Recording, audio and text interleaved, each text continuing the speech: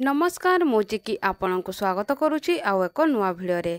आज आम ए भिडियो जानिबा शिवलिंग कहीं पूजा करा जाए। बंधुगण आमे माने प्रभु शिव को पूजा करने को शिव मंदिर जेतेबेले भी जाई थाउ सेतेबेले प्रभुंकर शिवलिंग को आमे पूजा करि थाउ।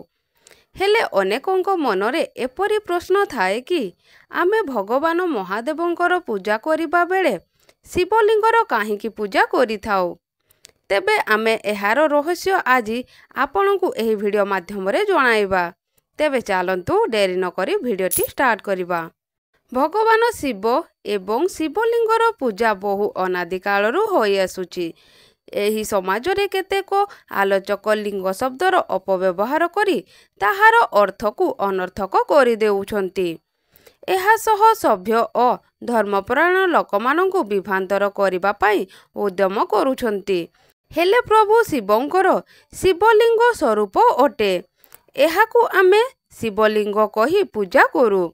जेतेबेले एही संसार रे किछि भी नथिला सबुठारु शून्य बा अंडाकृति देवपुराण भाषा रे एहाकु अंड बोली कहंती।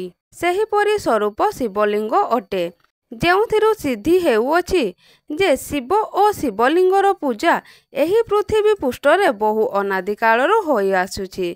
जेपरि सुनकु कौनसी अंकर डाहाण पटरे बसाइले सेही अंकर मूल्य वृद्धि घटी थाए सेहीपरि शिव मध्य डाहाणरे रही मनुष्य को सुख सम्मान और समृद्धि प्रदान करुछंती।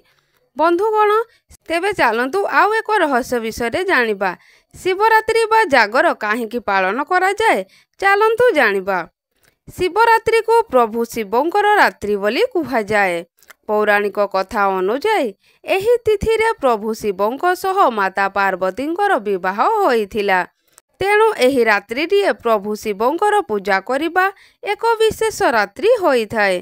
फाल्गुन कृष्ण पक्षर चतुर्दशी तिथि रे एही जागर उत्सव पालन करा जाइथाए।